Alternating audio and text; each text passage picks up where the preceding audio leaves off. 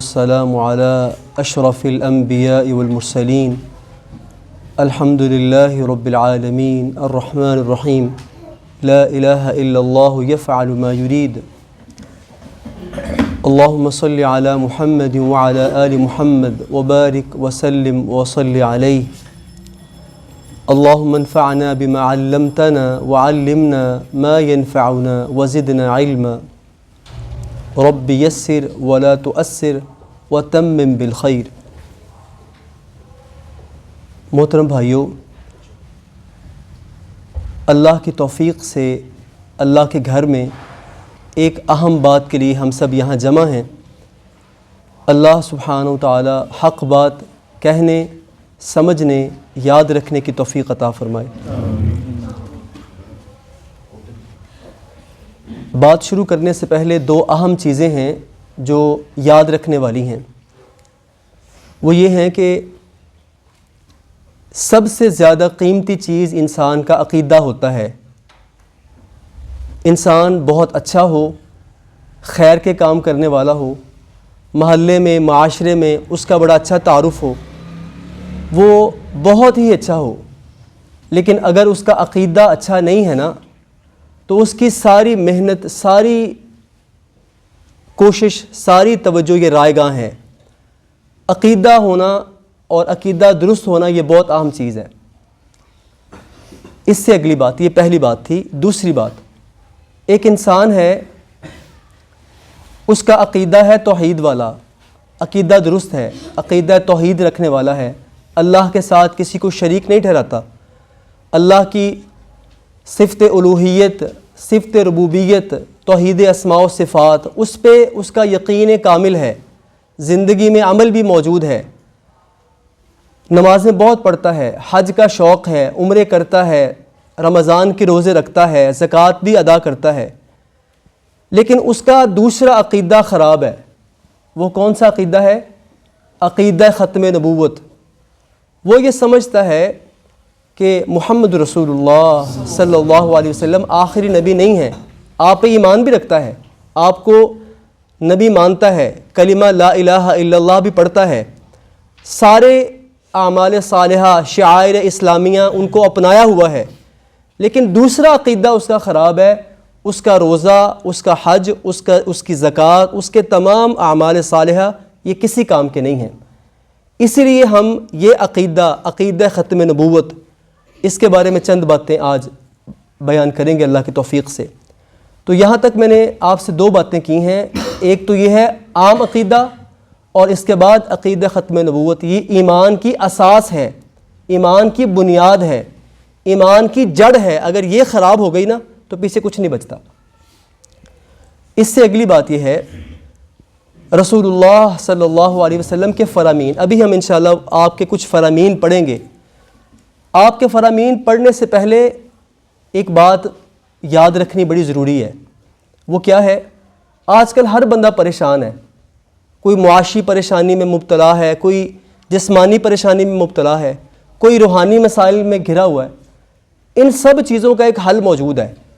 کیا ہم سب یہ چاہتے ہیں نا کہ ہم خوش و خرم ہو جائیں، زندگی آسان ہو جائے، ہر وقت چہرے پہ مسکراہٹ رہے، چہرہ تر و تازہ رہے، یہ افسردگی، یہ غم زدہ کیفیت یہ ہم سے دور ہو جائے؟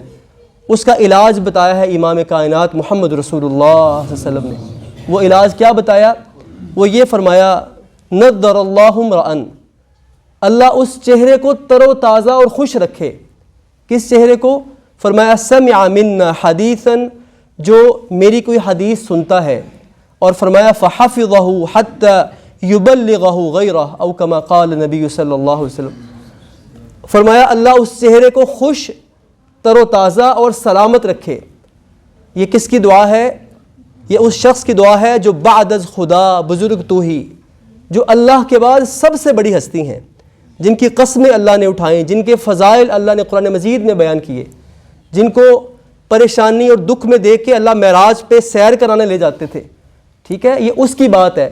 اللہ اس چہرے کو خوش رکھے، تر و تازہ رکھے، سلامت رکھے، اس چہرے کی حفاظت فرمائے جو میری بات سنتا ہے، یاد کرتا ہے اور اسے آگے پھیلاتا ہے۔ اس لیے آپ علیہ السلام کا آپ کوئی بھی فرمان سنیں، اسے یاد کریں، اور اس پہ عمل کریں اور اس کے بعد اسے گھر والوں کو اور دوسرے لوگوں تک پہنچائیں، تب آپ نبی علیہ السلام کی اس خوشخبری کو آپ پا سکتے ہیں، خوش رہ سکتے ہیں۔ اللہ ہمیں اس کی توفیق عطا فرمائے۔ تو صفحہ نمبر، جیسے شیخ حافظ رضوان صاحب نے بتایا، صفحہ نمبر 14 سے اس کی ابتدا کریں گے۔ آپ تمام بھائیوں نے یہ صفحہ اپنے پاس کھول لیا ہے جی۔ یہ سب سے پہلے بات لکھی ہے رسول اللہ صلی اللہ علیہ وسلم خاتم النبیین ہیں۔ لفظ خاتم النبیین کیا ہے، اس کی وضاحت بڑی ضروری ہے، اس کے بعد ہم آگے چلیں گے۔ ہم نے سنا خاتم النبیین، سنتے بھی ہیں، پڑھتے بھی ہیں، سن کے آگے چلے جاتے ہیں، بیان کرنے والے بیان کر کے آگے بڑھ جاتے ہیں۔ یہ خاتم کیا ہے اصل میں؟ اللہ سبحانہ و تعالیٰ نے قرآن مجید میں یہ لفظ کئی جگہوں پہ استعمال کیا۔ ایک لفظ ہے جسے عام طور پہ آپ سبھی جانتے ہیں، ختم اللہ علی قلوبہم وعلی سمعہم، اور ایک جگہ پہ اللہ نے فرمایا الیوم نختم علی افواہہم وتکلمنا ایدیہم۔ یہ ختم کا مطلب ہوتا ہے بند کر دینا، اور عربی زبان میں ختم کا مطلب ہوتا ہے مہر ثبت کر دینا، جسے ہم کہتے ہیں نا سیل بند چیز۔ آپ نے کبھی دیکھا ہوگا کہ جو دکانیں گورنمنٹ سیل کرتی ہے نا، وہ تالا لگا کے اس کے اوپر کپڑا باندھ کے اس کے اوپر مہر لگا دی جاتی ہے، اسے کہا جاتا ہے اس پہ مہر ثبت کر دی گئی ہے، کوئی اسے کھولنے کی کوشش کرے گا تو وہ مجرم ٹھہرے گا، قانونی گرفت میں آ جائے گا۔ یہاں تک بات سمجھ گئے نا؟ ایسے ہی اللہ سبحانہ و تعالیٰ نے آپ صلی اللہ علیہ وسلم کو قرآن مجید میں خاتم النبیین کہا۔ کیا کہا؟ خاتم النبیین، اور کہا کہ آپ علیہ الصلوۃ والسلام نبوت کے خاتم ہیں، نبوت آپ پہ بند ہو گئی ہے، اور صرف بند نہیں ہوئی بلکہ اللہ نے اس پہ تالا لگا کے اس پہ مہر نبوت ثبت کر دی ہے۔ اب اگر اسے کوئی کھولے گا، کھولنے کی کوشش کرے گا، اس پہ ڈاکہ ڈالنے کی کوشش کرے گا، اس کا اسلام سے کوئی تعلق نہیں ہے۔ اس لیے میں نے پہلے کہا کہ یہ عقیدہ اساسی عقیدہ ہے، اس عقیدے کو اپنانے کے علاوہ انسان مسلمان نہیں ہو سکتا۔ اب اللہ سبحانہ و تعالیٰ نے سورہ الاحزاب میں اسی بات کو بیان کیا۔ قال اللہ تعالی اعوذ باللہ من الشیطان الرجیم ما کان محمد ابا احد من رجالکم ولکن رسول اللہ وخاتم النبیین وکان اللہ بکل شیء علیما۔ یہاں ایک ادب سن لیجئے، اگر آپ قرآن مجید سن رہے ہوں نماز کے علاوہ، جیسے ابھی نماز مغرب میں آج قرات کی گئی ہے نا، محمد رسول اللہ والذین معہ اشداء، نماز میں جب آپ امام کائنات کا نام سنتے ہیں تو تب صلی اللہ علیہ وسلم نہیں کہنا چاہیے، کیونکہ آپ نماز میں ہیں، نماز کے بعد آپ درود بھیج سکتے ہیں۔ لیکن اس کے علاوہ اگر آپ تلاوت سنتے ہیں یا پڑھتے ہیں، جہاں بھی محسن کائنات محمد رسول اللہ صلی اللہ علیہ وسلم کا نام آئے تو آپ دل و جان سے، جی جان سے صلی اللہ علیہ وسلم اس کا ورد کریں گے، اس کی تلاوت کریں گے۔ تو اللہ سبحانہ و تعالیٰ نے، سوالات بعد میں انشاءاللہ جی، اللہ سبحانہ و تعالیٰ نے یہاں پہ یہ بات کہی ہے ما کان محمد ابا احد من رجالکم، کہ محمد صلی اللہ علیہ وسلم تم میں سے کسی کے باپ نہیں ہیں، بلکہ وہ کون ہیں؟ ولیکن رسول اللہ، وہ اللہ کے رسول ہیں، وخاتم النبیین، اور وہ نبیوں کے خاتم ہیں۔ ختم نبوت، آپ کو تاج ختم نبوت اللہ نے پہنایا ہے، وہ انبیاء کے خاتم ہیں۔ وکان اللہ، اور اللہ تعالی ہے بکل شیء علیما، ہر چیز کو جاننے والا۔ اللہ اکبر۔ اس آیت کی میں وضاحت مزید نہیں کروں گا کیونکہ وقت اس پہ یعنی عام جو عمومی وضاحت ہے وہ میں نے کر دی ہے، وگرنہ اس کی وضاحت بہت تفصیل طلب ہے، وقت کی قلت کی باعث میں اس سے آگے چلتا ہوں۔ میں نے کہا تھا حدیث کو یاد رکھنا، سننا اور آگے پھیلانا۔ حدیث نمبر 1 ہے، ابی ہریرہ رضی اللہ عنہ یہ اس چیز کو بیان کرتے ہیں، ان رسول اللہ صلی اللہ علیہ وسلم، کہ رسول اللہ صلی اللہ علیہ وسلم نے یہ ارشاد فرمایا، فضلت علی الانبیاء بست، کہ اللہ سبحانہ و تعالیٰ نے مجھے باقی انبیاء پہ 6 چیزوں کے ساتھ فضیلت دی، یعنی یہ 6 چیزیں وہ ہیں جو اللہ نے باقی انبیاء کو عطا نہیں کیں۔ ان میں سے پہلی کیا ہے؟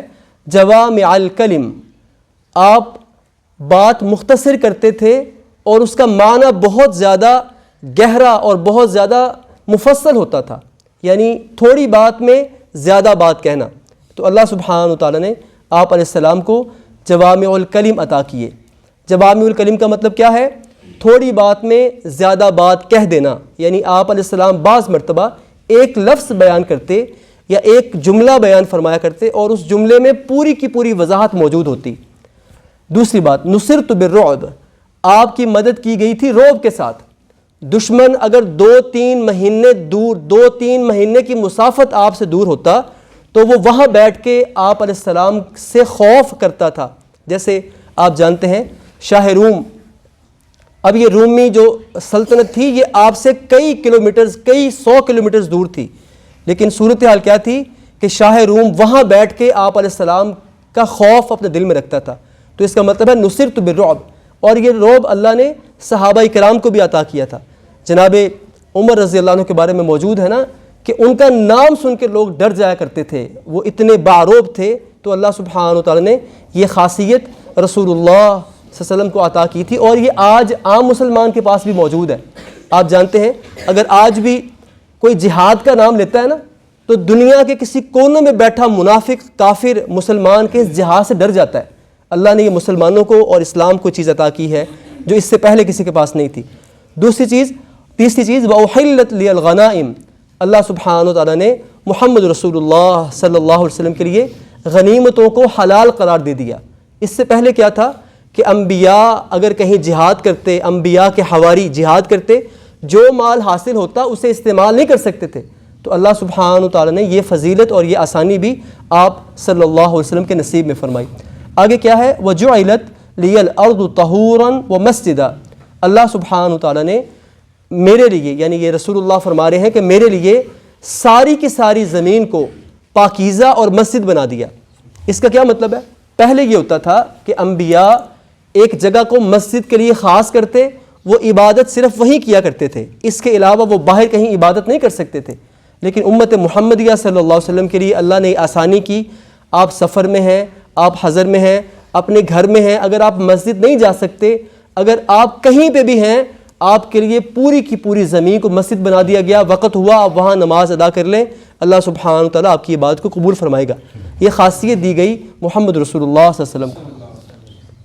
اور چھٹی بات کیا فرمائی؟ وَأُرْسِلْتُ، پانچویں بات، وَأُرْسِلْتُ إِلَى الْخَلْقِ كَافَّةً. اس کا مطلب کیا ہے؟ پہلے یہ بات سمجھ لیجئے. اللہ نے جناب موسیٰ علیہ السلام کو، جناب عیسیٰ علیہ السلام کو، جناب یوسف کو، جناب یونس کو، جناب صالح کو ایک ایک بستی کی طرف مبعوث کیا. ایسے ہی ہے نا، جناب یوسف علیہ السلام مصر کی طرف بھیجے گئے. ٹھیک ہے، اللہ نے مختلف ادوار میں مختلف علاقوں کی طرف انبیاء علیہ السلام کو مبعوث فرمایا. لیکن آپ کہتے ہیں وَأُرْسِلْتُ إِلَى الْخَلْقِ كَافَّةً، اللہ سبحانہ وتعالیٰ نے مجھے پوری کائنات کے لوگوں کے لیے رسول بنا کے بھیجا، پوری کائنات کے لیے اور تمام کی تمام مخلوقات کے لیے، پوری کی پوری کائنات کی مخلوقات کے لیے اللہ سبحانہ وتعالیٰ نے اپنے نبی محمد رسول اللہ صلی اللہ علیہ وسلم کو نبی بنا کے مبعوث کیا. اور جو ہمارے موضوع سے متعلقہ بات ہے وہ کیا ہے؟ وَخُتِمَ بِيَ النَّبِيُّونَ، اللہ سبحانہ وتعالیٰ نے مجھے تمام کے تمام انبیاء کا خاتم بنا کے بھیجا. ختم نبوت مجھے اللہ نے عطا کر کے بھیجا. ختم نبوت کی جو وضاحت ہے وہ پہلے ہو چکی ہے. دوسری بات، جناب سیدنا علی رضی اللہ عنہ کی رسول اللہ صلی اللہ علیہ وسلم سے نسبت کیا ہے؟ یہ یہاں پہ میں سمجھتا ہوں مصنف نے یہ بات یہاں پہ اس لیے بیان کرنا ضروری سمجھی کہ کچھ لوگوں کے ذہنوں میں یہ ہے کہ جس طرح جناب موسیٰ اور جناب ہارون آپس میں بھائی تھے نا، سگے بھائی، اللہ نے جناب موسیٰ علیہ السلام کے کہنے پہ جناب ہارون علیہ السلام کو بھی نبوت دی تھی. اسی بات کی بنا پہ کچھ مسلمانوں کے ذہنوں میں بھی یہ بات ہے کہ جناب علی رضی اللہ عنہ رسول اللہ صلی اللہ علیہ وسلم کے بھائی تھے، چچا زاد بھائی تھے نا، تو اسی نسبت سے نبوت کا کچھ حصہ، کچھ خاصیتیں جناب علی کو بھی دی گئی تھیں. اچھا، کچھ لوگ یہ کہتے نہیں ہیں لیکن ان کا مقصد، ان کا مفہوم یہی ہوتا ہے. مثال لے لیجئے، کچھ لوگ آپ نے سنے ہوں گے وہ کہتے ہیں کہ جی جناب علی رضی اللہ عنہ ہم انہیں تمام کے تمام انبیاء سے افضل سمجھتے ہیں. ٹھیک ہے، یہ ایک باطل عقیدہ ہے جس کا رد ضروری ہے. اللہ نے اگر اپنے بعد کسی کو عزت دی ہے تو وہ انبیاء کو دی ہے. انبیاء کے بعد صحابہ کرام کا درجہ ہے، اور انبیاء کے بعد ہی خلفائے راشدین کا اور انبیاء کے بعد ہی یہ جو ہے اہل بیت اعظام کا درجہ ہے، انبیاء سے بڑا نہیں ہے۔ اب یہ حدیث سمجھنے والی ہے۔ قال اللہ تعالی، پہلے آیت ہے، اس کے بعد میں حدیث آئے گی۔ قل کہہ دیجئے، یا ایھا الناس، اے لوگو، انی رسول اللہ الیکم جمیعا، میں تم سب کی طرف رسول بنا کے بھیجا گیا ہوں۔ الذی لہ ملک السماوات والارض، وہ اللہ سبحانہ و تعالی جو آسمان و زمین کا مالک ہے۔ لا الہ الا ہوا یحیی و یمیت، وہی ایک الہ ہے، وہی زندہ کرنے والا ہے اور وہی مارنے والا ہے۔ فآمنوا باللہ ورسولہ النبی الامی الذی یؤمن باللہ، کہا جاتا ہے کہ لہٰذا تم اللہ پہ ایمان لاؤ اور رسول اللہ صلی اللہ علیہ وسلم پہ ایمان لاؤ۔ اس سے اگلی بات بڑی اہم ہے، اللہ کہتے ہیں یؤمن باللہ و کلماتی، اللہ بھی اس پہ ایمان لایا، ان کلمات پہ اللہ کا بھی ایمان ہے۔ کس بات پہ؟ کہ رسول اللہ صلی اللہ علیہ وسلم نبی ہیں، مبعوث کیے گئے ہیں اور خاتم النبیین ہیں۔ اور آگے کیا ہے؟ وَاتَّبِعُوهُ لَعَلَّكُمْ تَهْتَدُونَ، یہ کہا گیا کہ تم اس بات پہ ایمان لاؤ، اس بات پہ یقین کامل رکھو تاکہ تم ہدایت یافتہ بن جاؤ۔ یعنی اس آیت مبارکہ میں یہ چیز بیان کی گئی ہے کہ رسول اللہ صلی اللہ علیہ وسلم کی نبوت اللہ کی طرف سے ہے اور اللہ سبحانہ و تعالیٰ بھی اس چیز کا اقرار کرنے والے ہیں اور اس چیز پہ ایمان لانے والے ہیں۔ اب حدیث کی طرف آتے ہیں۔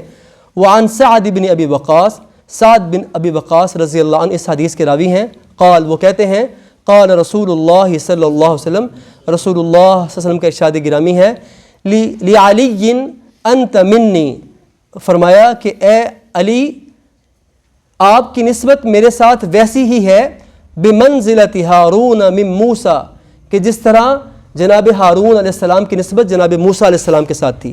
اور آپ نے اس چیز کی آگے وضاحت کر دی، الا انہ لا نبی بعدی، خبردار میرے بعد کوئی نبی نہیں ہے۔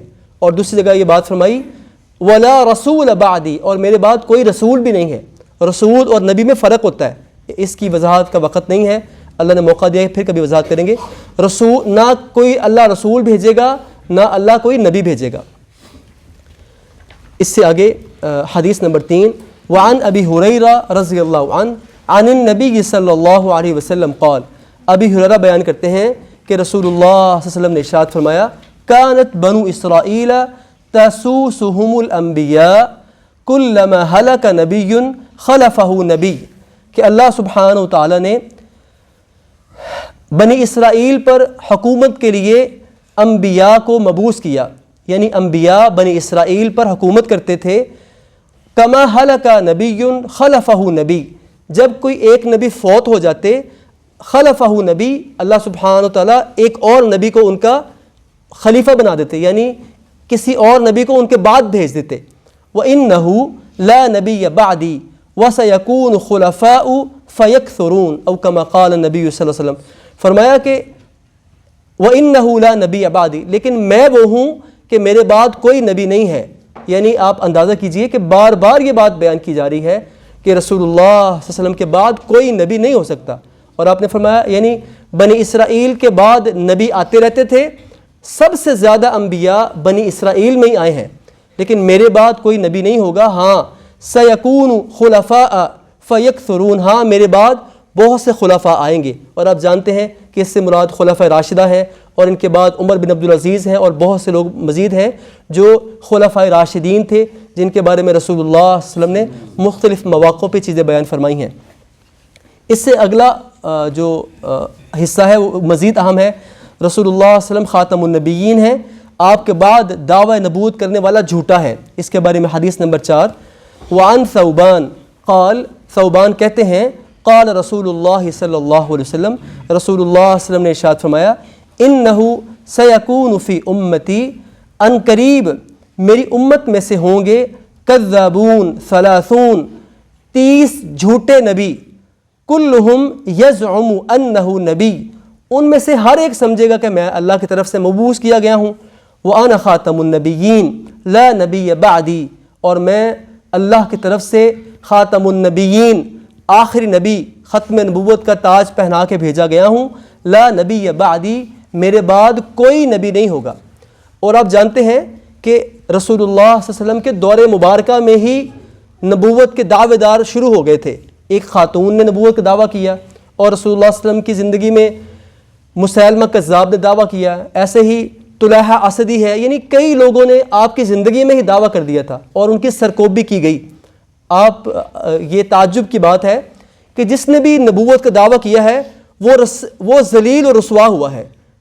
مثال لے لیجئے، ہمارا جو موجودہ نبوت کا دعویٰ کرنے والا یہ خبیث ملعون احمد رضا خان، اس کا کیا نام ہے اس کا، یہ غلام مرزا غلام احمد قادیانی، یہ ملعون، اس کو یعنی ایسا یہ بدبخت ہے کہ قیامت تک اسے گالیاں پڑتی رہیں گی. یعنی اس کو سب سے پہلے جھوٹا کہا کس نے؟ رسول اللہ صلی اللہ علیہ وسلم نے. 30 کذابون، یعنی آپ نے کہا یہ جھوٹے ہوں گے 30 لوگ اور نبوت کے بڑے بڑے دعوے کرنے والے. ویسے تو یہ کئی ہیں، کسی نے مہدی ہونے کا دعویٰ کیا، کسی نے رسول ہونے کا دعویٰ کیا، لیکن نبی ہونے کا دعویٰ کرنے والے 30 بڑے بڑے لوگ ہوں گے.